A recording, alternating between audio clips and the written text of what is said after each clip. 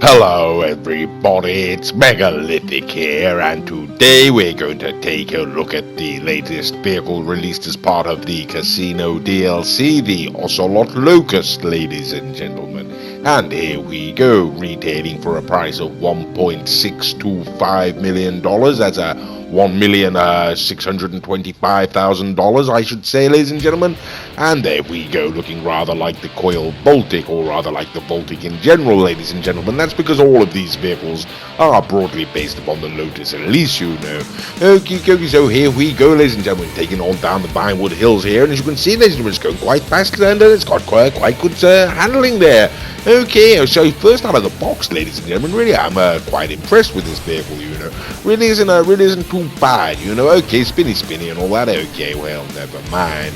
Right here. Okay, well, now I think about it, have I even got my microphone turned on? Yes, I have. Okay, that's jolly good. Right here. So what do we think, ladies and gentlemen? Yes, okay, it is actually rather nice, ladies and gentlemen. There's very sharp handling, very responsive handling.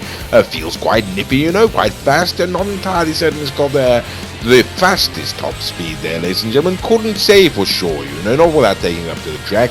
But first out the box, ladies and gentlemen, yes, it does feel quite nice, you know. Okay, right, a little bit slippy there, a little bit slidey. Okie dokie, sort of lost traction around that corner, you know. Okay, well, we're going to take it on into the base bank offices now, ladies and gentlemen, and go ahead and have the vehicle modified and upgraded, you know, and see how it handles then. Okay, so here we go now for this section of the video, ladies and gentlemen. We're only going to be looking at the more aesthetic stylings, just to give you an idea of the different sort of stylistic elements that can be affected to your vehicle. And of course, as always, ladies and gentlemen, during this stage of the video, we will be running through things at double speed, just to hurry things along somewhat.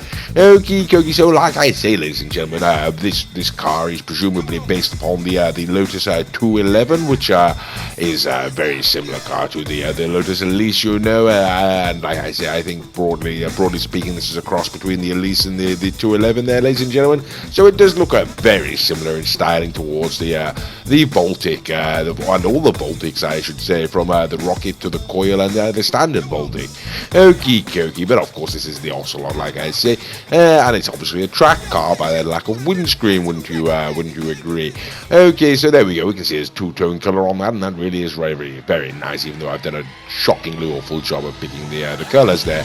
Okay, ladies and gentlemen, now we're going to take it out on the street and see how she handles. Now, I've got to be perfectly honest with you, ladies and gentlemen, I don't give this the best go, to be quite frank. It takes me quite a number of goes before I finally learn how to handle this vehicle, and the best thing one can really say about it is if you're going to approach the corners, ladies and gentlemen, just throw yourself into it at top speed, let the car lose traction as it's going through there, and then sort of fight to regain it, and that's the best way. Other than that, ladies and gentlemen, I'd suggest braking heavily before the corner, because if one tries to brake whilst going round a corner in this particular vehicle, it seems to absolutely give up altogether and slide all over the road, you know. So yes, really very interesting handling, yes, somewhat like that.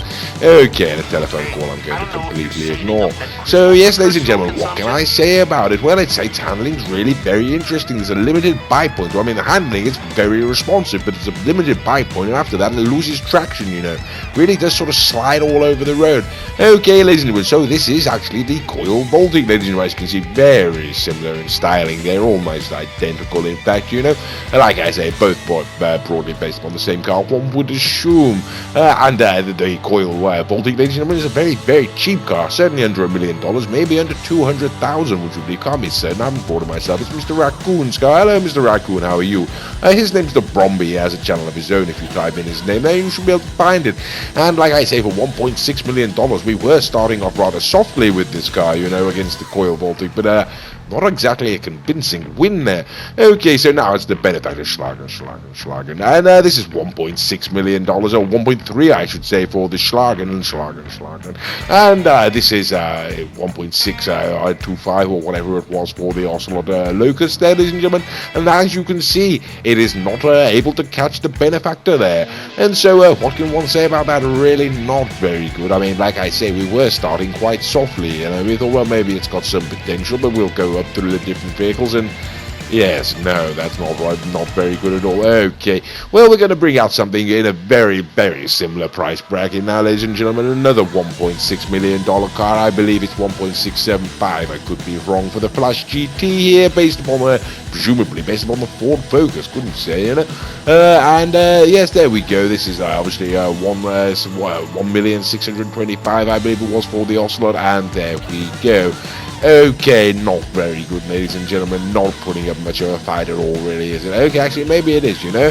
Right, okay, there we go. Okay, how about that? It's coming past it there. How about that? It pipped it at the post, you know. Well, to be honest with you, ladies and gentlemen, that was a bit of a not entirely true, ladies and gentlemen. It did actually happen that way, but the majority of the time we put those vehicles around the track, the Flash GT was monstering it. And speaking of monstering it, ladies and gentlemen, the Pegassi Zentorno, or Big Daddy Z, as Mr. Raccoon likes to call it. Now, this car is pretty much the litmus test, and as you can see, the Ocelot Locust fails.